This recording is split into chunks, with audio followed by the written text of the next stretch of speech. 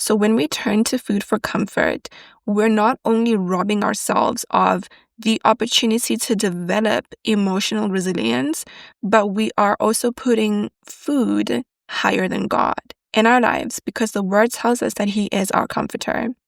And in those instances, we are not relying on Him as our comforter. We're relying on something else to fulfill a genuine need that God can fulfill for us. Welcome to Well with Jesus, where we do wellness Jesus' way. This podcast is all about empowering you to build a wellness routine that honors God and makes you feel your best. Each week, I'll share practical tips and biblical principles to help you create a sustainable routine without the overwhelm, guilt, and spiritual confusion of many wellness trends. If that resonates with you, dear friend, I'd love for you to join me weekly. Don't forget to rate and review the show so more women can find us. Hello, dear friend, and welcome to the final episode of Season 1 of the Well with Jesus podcast. So I am super happy to be here to have reached this milestone, wrapping up the first season of my first ever podcast by the grace of God. And I'm grateful for all of you guys who have been tuning in and listening. And I hope that you haven't just been listening, but that you have truly been encouraged and equipped as well in some areas of your lives through listening to this show. So today, I am talking about emotional eating, so using food to cope with difficult emotions. But as usual, before we get to the episode, I'll start with a listener review. So this review was more like commentary on the episode about prayer, so part 1 of that 2-part series. And the anonymous listener commented on this episode, quoting some of my words, and then remarked, "Geez, always feel sorry for people who don't see the need to pray or even attempt to have a prayer routine in their lives." And then she said, "What a beautiful episode."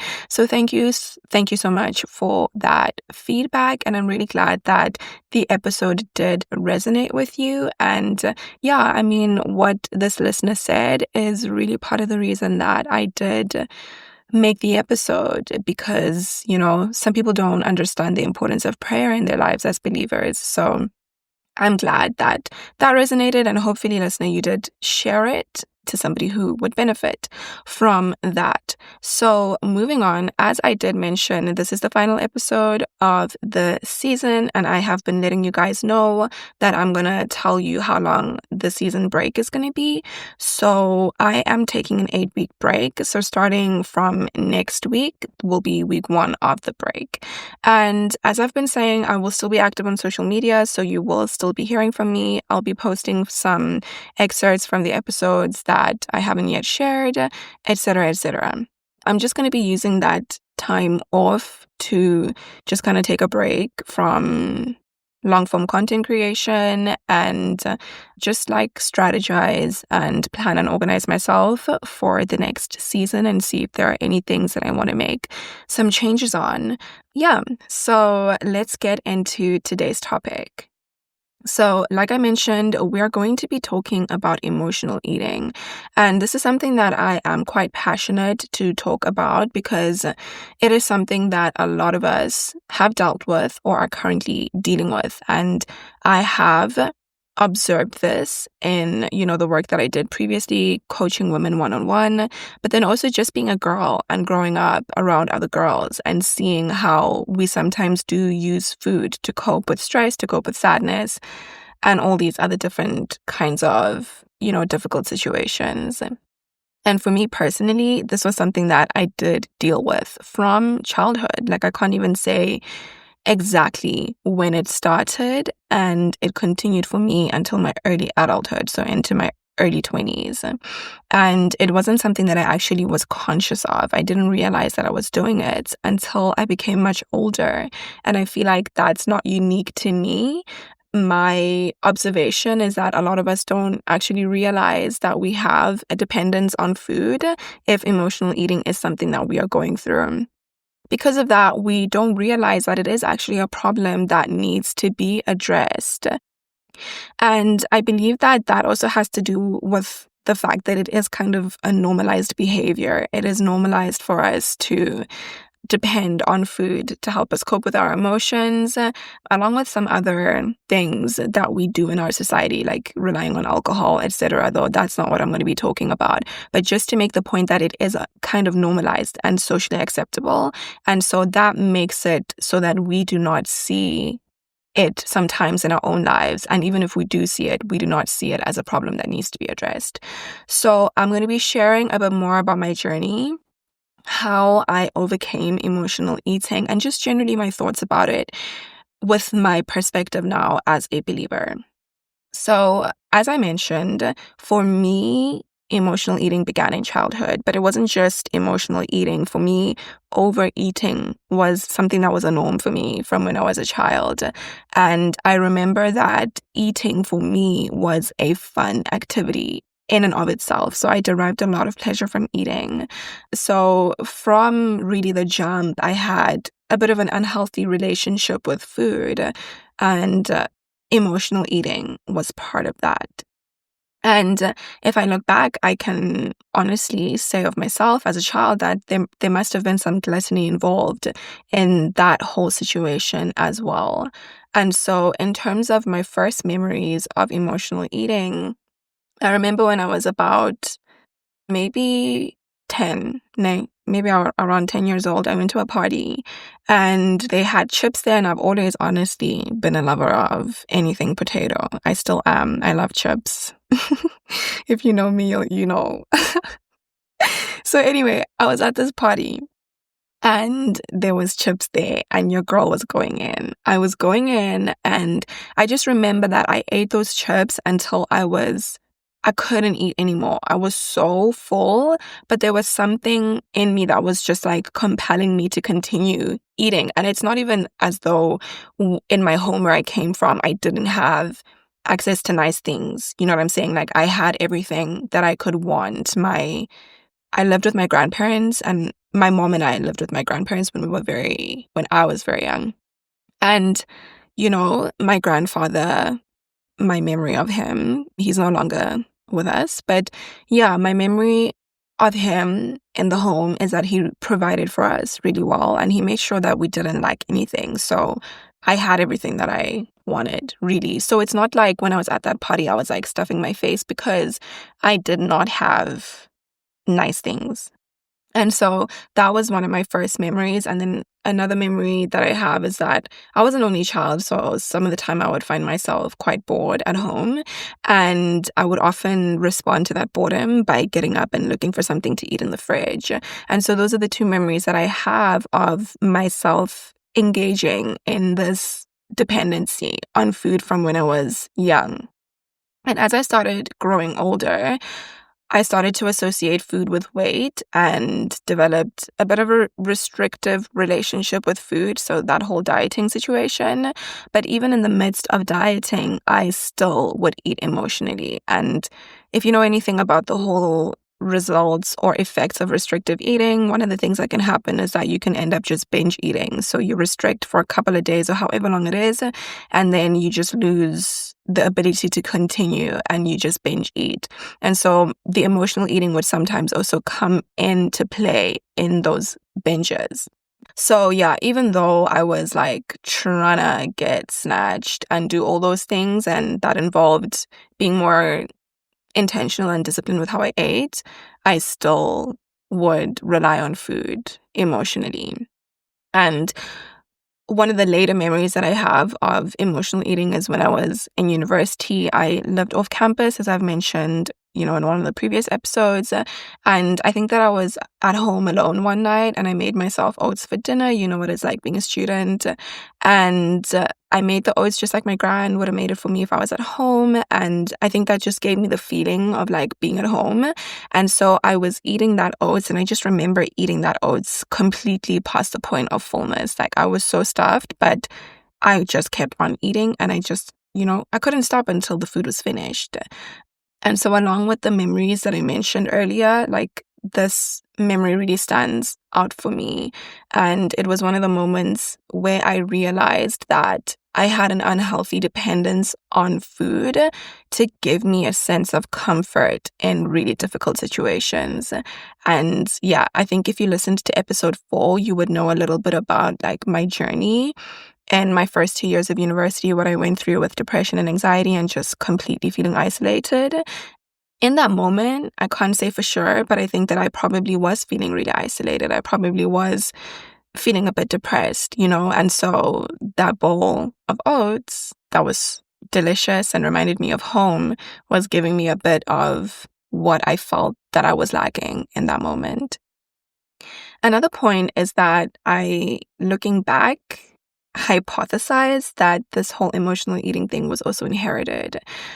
If I look back, I can kind of remember moments where I would just see, older women in my life reaching for food when maybe we had already eaten, and so it was like, there's no need for you to be grabbing for food right now. And so that's just a little bit of information that I can use as data to look back and see that, oh, okay, perhaps this did not start with me, and maybe this is actually something that's passed down generationally. But that's not to put blame on anybody for my own things, but just for context and understanding for myself personally. And so, yeah, as I've alluded to, food was an emotional crutch for me, right? So I didn't really grow up with the emotional skills to process difficult feelings, and there were difficult things that were happening for me as a child growing up. And yeah, to survive and cope with those distressing situations, I learned to bypass my feelings and totally repress them. And I'd like to think, just trying to put the pieces together for myself, that food was something that I would use to help me feel better without actually having to deal with the root cause of my issues. And as I mentioned, I did this for the longest time without realizing it. But when I eventually did start noticing, I realized that not only did I have an issue with emotional eating, but that the emotional eating was also actually stopping me from being able to learn how to process my emotions. And so that realization happened more towards, I would say, like probably even third year uni, when I was starting to get a bit more emotionally healthy and I had the capacity to realize some of these other underlying issues. And so in terms of my recovery then, I probably can't exactly pinpoint when it started, but I think I can kind of get a sense of like the stage of life that I was in, as I just mentioned. And in terms of what I started doing that I can attribute to helping me with this was, number one, going to therapy. So because I had this thing of like repressing my feelings from when I was a child, I just had this major build up of things that I did not process and that were affecting me in my day-to-day life as a young adult. And so going to therapy and actually getting those things out, like I said, started to clear that backlog for me and actually give me capacity to start dealing with some other things that were manifesting, also because of those root cause issues that I just didn't deal with. And then number two, I journaled. So my mom had been telling me to start journaling, right? From when I was a child. She mentioned how Oprah talked about how journaling and writing your dreams down and stuff can actually help with, making those dreams come to life, et cetera, et cetera. And so I didn't really do the journaling thing much, but when I did do it, it wasn't because of the whole Oprah thing, but I think maybe my mom's words did make me aware of the fact that you can write in a journal and get your feelings out. And so that was something that I started doing. I started doing it before I went to therapy and then continued throughout therapy and after. And that gave me the ability to feel my feelings and process them and sit with the discomfort of not really feeling okay, right? And being able to do that without somebody holding my hand, because you're not always going to have a therapist with you to help you deal with your difficult feelings. And so that really started to train me to develop the emotional resilience that I would also need to overcome emotional eating. So yeah, it was just like learning that things can be hard. You can experience difficult feelings, but these things also do pass.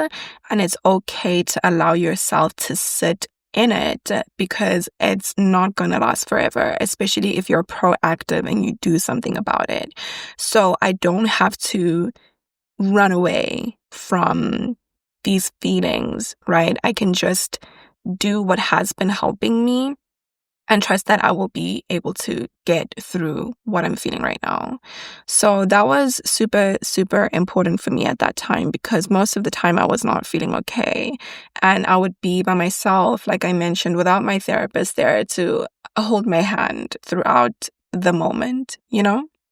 And so there are probably some other tools that I did develop over time to help me with this, but therapy and journaling were the biggest things that I did for myself to address those emotional root cause issues that actually led me to rely on food for comfort in the first place.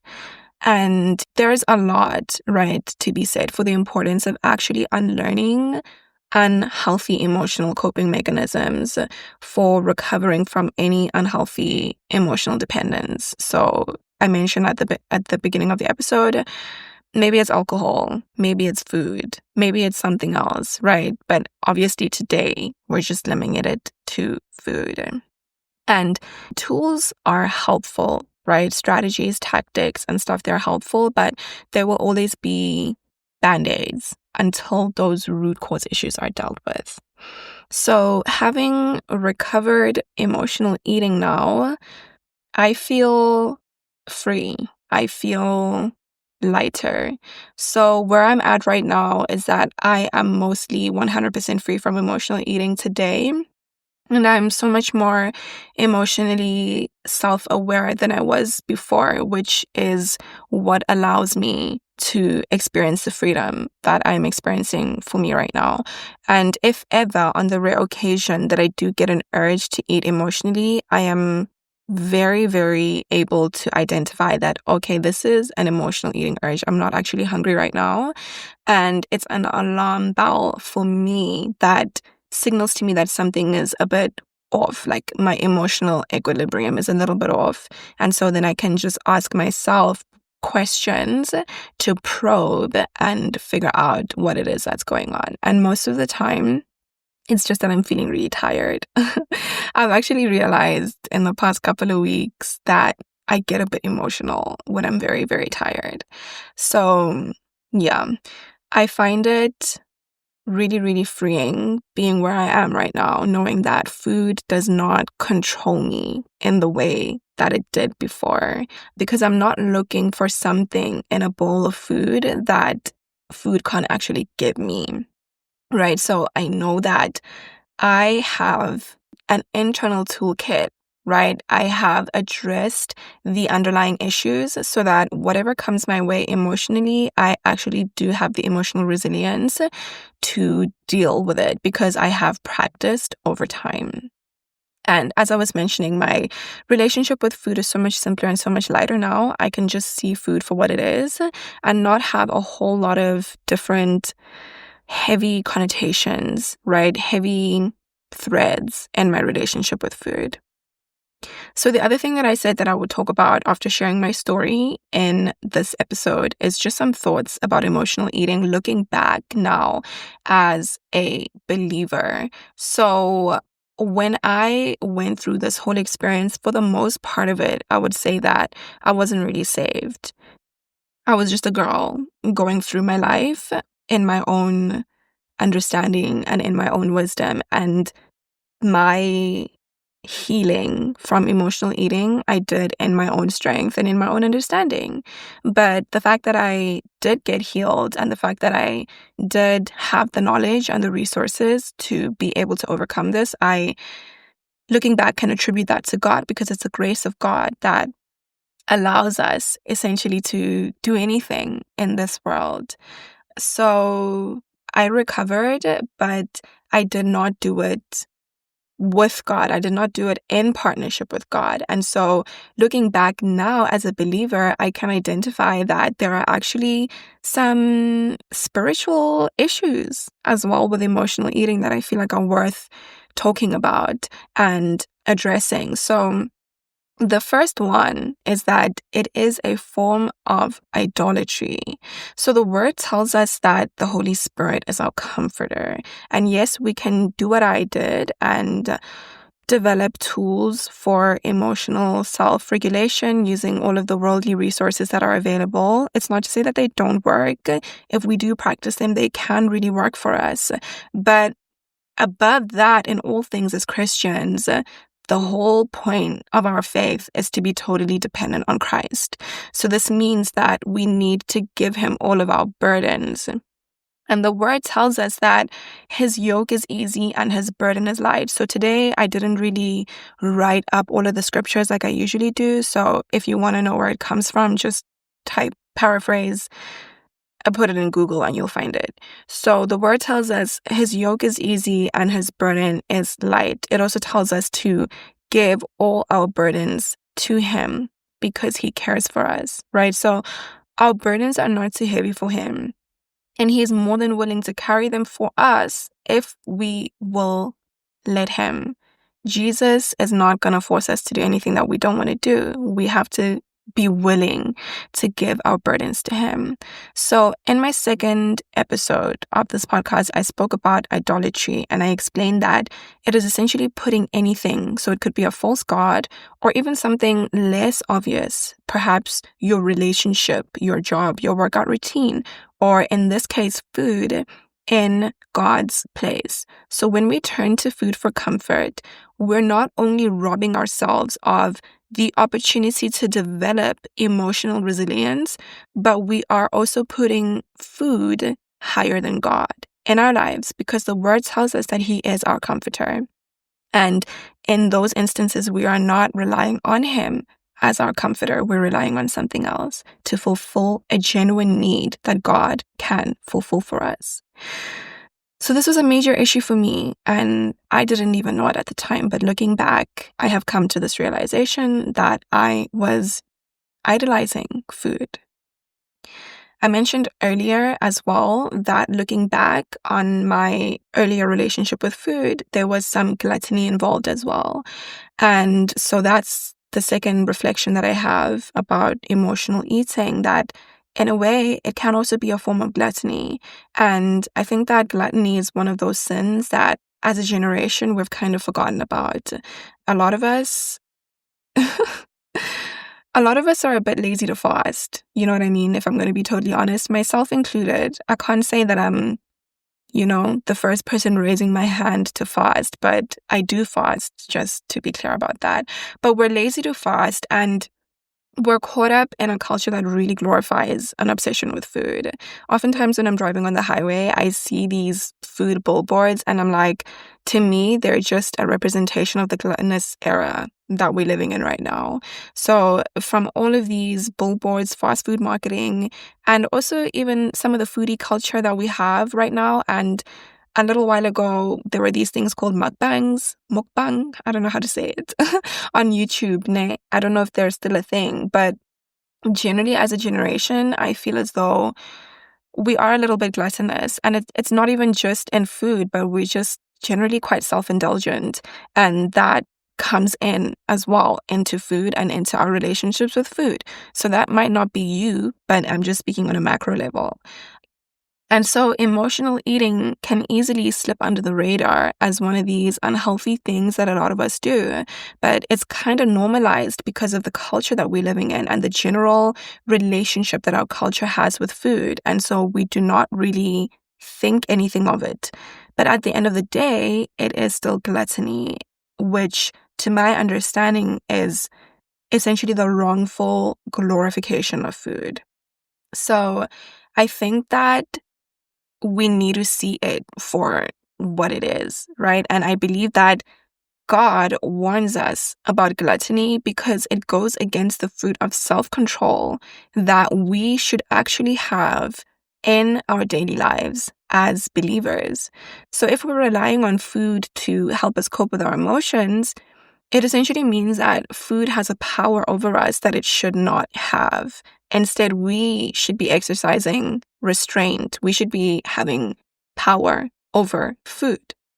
It's kind of like when God told Cain, right, before Cain was about to kill his brother, that sin is crouching at the door and its desire is for him. In other words, its desire is to rule over him, right? So similarly, emotional eating can be a manifestation of a lack of self-control in the area of food, something that rules over us in the way that God was warning Cain that sin wants to rule over him.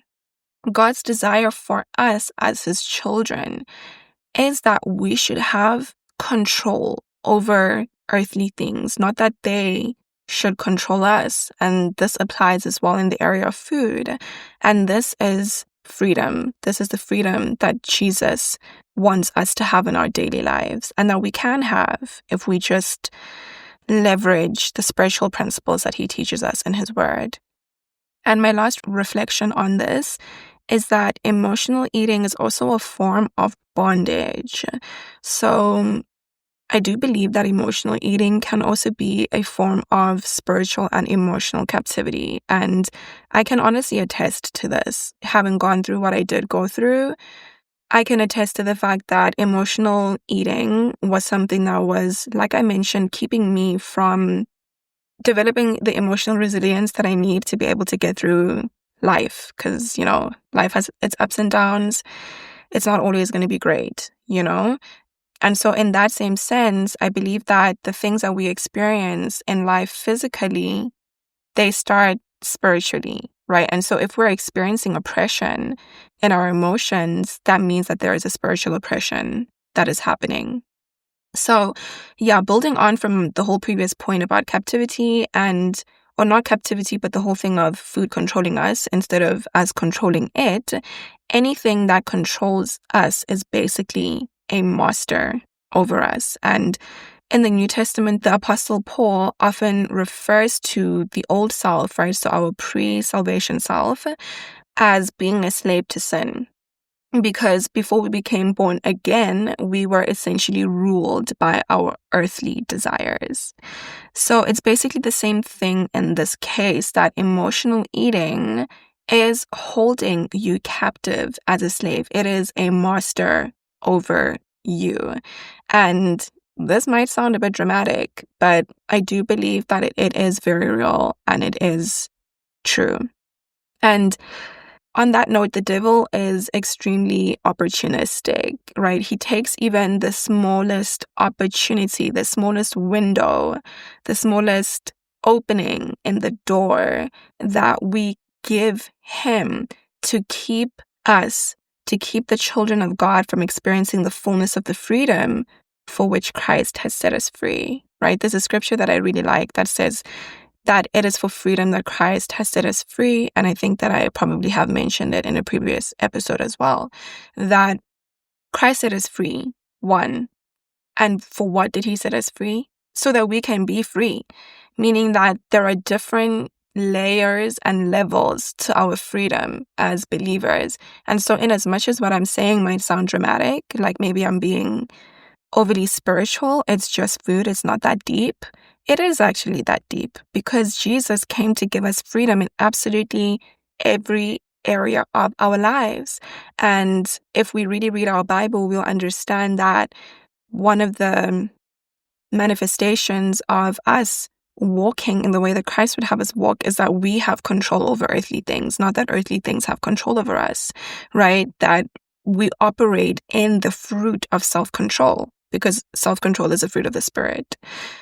And so even if emotional eating does not feel like a struggle, it is stopping you from experiencing the fullest emotional health and spiritual freedom that Christ actually wants for you.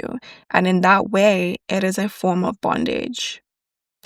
So my closing thoughts on this topic is that looking back and realizing the depth of what I went through, it's just crazy for me to reflect and see my experience, and that I didn't really know what I was going through, but what I was going through was actually something that was quite deep, and it's actually quite a big triumph and a big victory for me to be sitting where I am, being able to talk about this, and for this not to be a struggle in my life anymore. And as I mentioned earlier, for me, my recovery was done in my own strength, right? In the sense that I didn't open up a gateway for God to come in and do the work. But I really believe that He was with me, and yeah, He was with me in a whole lot of situations, to be honest. But He was with me in this, and that He allowed me to be able to recover and to get free from this. And yeah, so for you, this might not be something that you're necessarily going through, or maybe it is something that you are going through. And so whatever your situation is, I do think that we can all take something from this. And the main thing really is to introspect. So look yourself in the mirror and ask yourself these two questions. Number one, am I being honest with myself about how I'm doing? How am I actually doing? And then number two, am I putting anything in the place of God in my life? So we've spoken about food today, but maybe it could be something else for you. Get real with yourself and ask yourself those two questions. Sometimes it is that we really do need to pause and look ourselves in the mirror, because life is so busy. We have a whole lot of things that are going on, and it can be easy for us just to go through the motions and not to pause and take stock. And I feel like with emotional eating, it can just be one of those things, that thing that you just do here and there that you don't realize, or maybe it's a bit of a bigger thing that consumes more of your life. It can operate on a spectrum. It doesn't have to be this huge thing that takes up so much space in your life. It could be that, at the end of the week, you feeling just overwhelmed by the week that you had, maybe at work or at school or whatever, and you have a piece of cake. Even just that one small yana thing, is a form of emotional eating and something that could possibly be taking the place of God in your life. So just look at yourself in the mirror and be honest with yourself. So yeah, the good news for us as children of God is that when we ask ourselves these tough questions, we know also that we have the Holy Spirit, right? And maybe we have blind spots. Maybe we can't always see these things about ourselves, but the Holy Spirit can. And if we allow Him, He will show us these areas of our lives that need a bit of work. Oftentimes, we don't even have to ask. We just have to pay attention to Him and listen to the nudges that He gives us. So, yeah, for me, this is also a reminder to act on the nudges that the Holy Spirit has given me in certain areas that I need to submit some things to Him, right? Oftentimes, the answers to these questions are not easy. It's not easy to be refined by the Holy Spirit. It's honestly not. And I think that's why sometimes we can avoid it, right? Because we don't want to deal with the discomfort. But as I was mentioning earlier, that only stops us from growing, not only emotionally, but also spiritually. God only wants the best for us. And that is what we will experience if we yield to Him. And if we also honor ourselves by doing the hard things. I feel like this was a bit heavy. I didn't intend for it to be, but that's how it feels for me speaking through this episode. But in it feeling a bit heavy, for me at least, I don't know for you, I want you to remember that the purpose of this episode and all episodes on this show is for your edification, for mine too, honestly. And if you don't know what that means, it just means to build you up. So the purpose is for you to be empowered to make real and lasting transformation in your life.